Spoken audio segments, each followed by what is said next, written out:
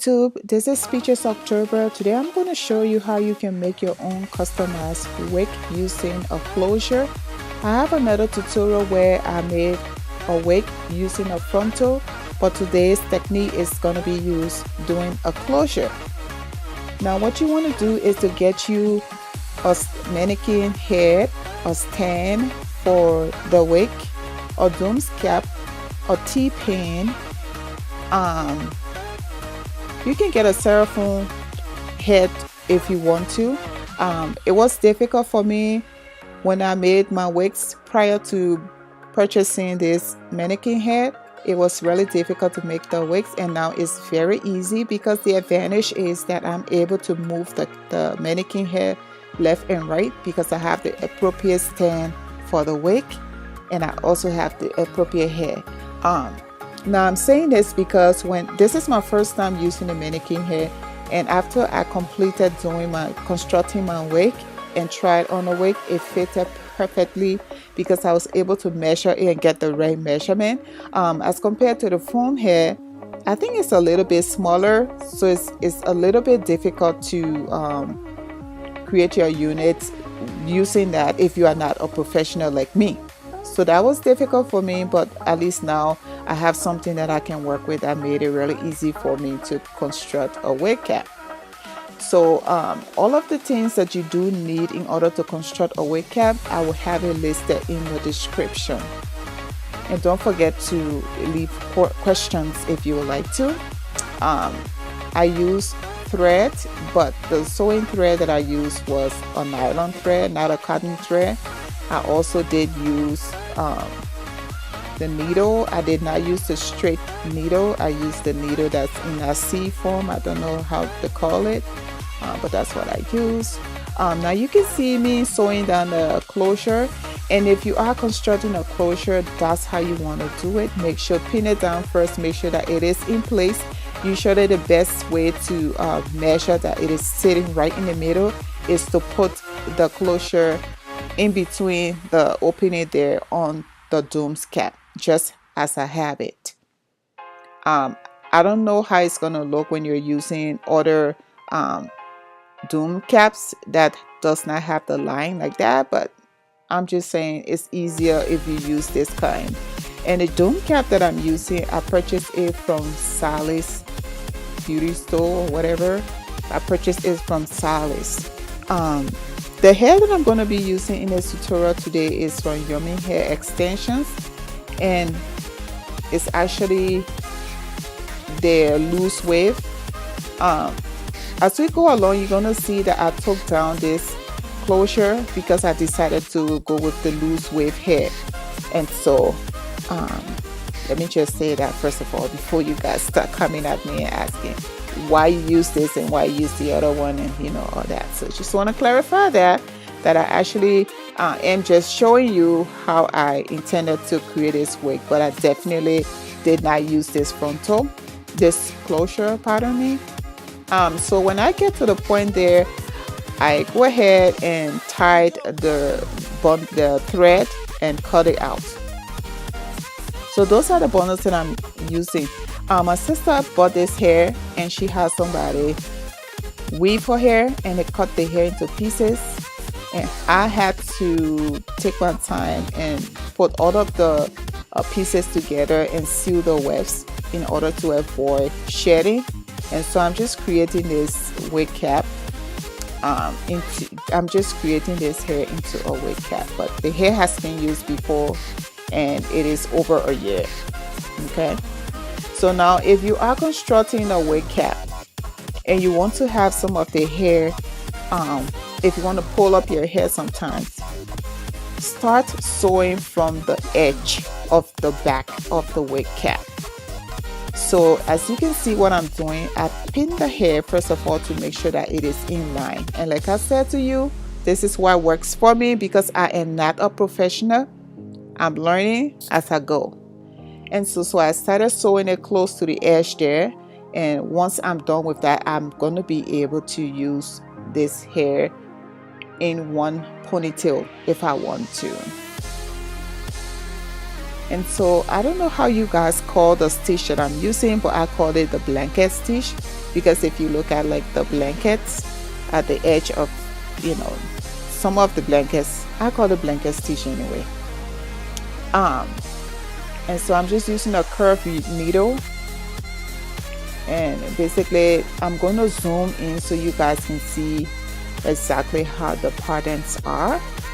And when I get to the end of the end of where I want to stop, I'm going to do the fold over method, and you guys will see me do that several times as I sew on this wig cap.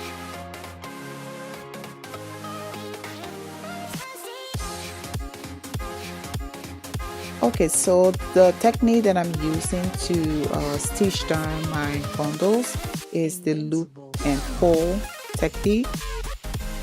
I call it the blanket stitch because that's how I learned it when I was a little girl. And when I went to home economics class in Africa, that's how I learned it, the blanket stitch. But I think you guys call it the loop pull method. Anywho, I just did the flip over method, and now I'm going to stitch down the bundles. And if you see, I'm stitching it directly over each other, but when I get to the other end, I extend it a little bit. Another thing is I'm stitching the bundles really close together. And guys, you do not want to sew on that elastic band, because if you sew on the elastic band, your wig cap will not stretch. So take your time when you're doing that so you don't, you know, sew on the elastic band. You want to take the fabric and sew on it instead of the elastic band.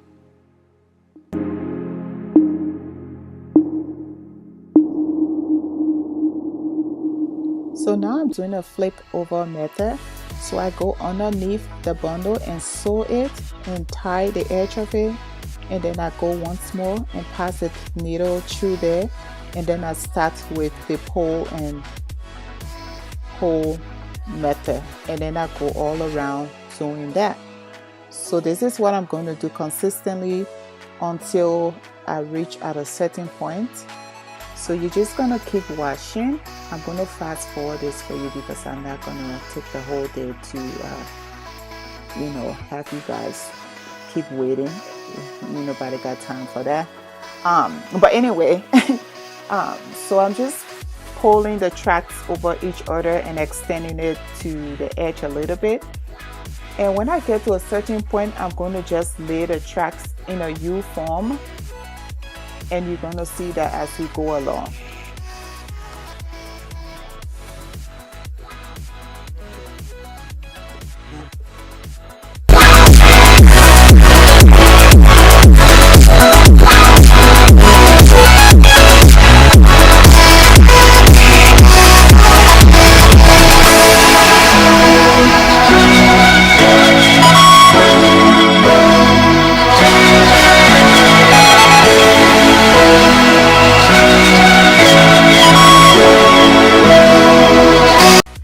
So as you can see, I'm all the way on the top now. You're going to keep sewing until you know that you need to add those tracks on the top. What you want to do is, some people do cut their wefts, but I don't cut my weft. I do not cut my wefts because I want to avoid shedding. And like I said earlier, I already sealed the bundles to avoid shedding, so I did not cut the weft. This is like 4 bundles of hair anyway. I had so much hair and I wanted to fit it in there, so I'm now sewing it in a U form, just making sure that I have everything in place. And now when I got to the top there, I decided to measure the hair to make sure that it will fit in. If it doesn't fit in, I usually go with another method, in the sense that I would take that bundle, I would take the hair that's take that line that I'm going through, and then turn, start to sew it against the closure or the frontal, like that. So basically I wanted to show you guys what I do if I find out that the hair is not enough. But I had sufficient hair for this wig cap, and so I just wanted to show you guys the technique in doing this. And so I decided to just go, instead of flipping it over, I went around and started sewing it close to the frontal. So you can see now that I've already installed my frontal like I did in my previous video. So if you would like to see how I installed the frontal, I'm going to link that video down as well. And so now I'm just sewing it with the same pull, loop and pull method called the blanket stitch. Anyway, so yeah guys, that's all I did, and I created this unit, and as you saw from the beginning, that's how the unit looked. After creating this unit, I went and created a makeup tutorial which will be coming up soon. So anyway, yeah, but thanks for staying tuned. I hope you did enjoy it. I hope somebody learned something from this, and I will talk to you guys in my next tutorial. I love you guys so much. Thanks for being my ride and die. I will talk to you guys again. Bye.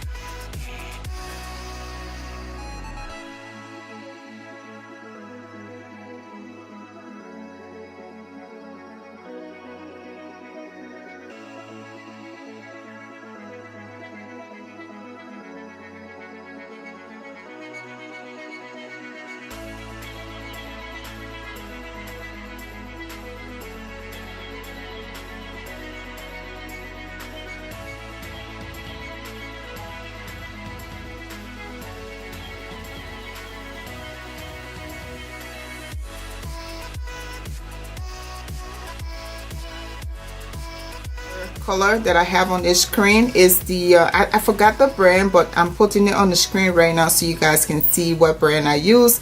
And I use the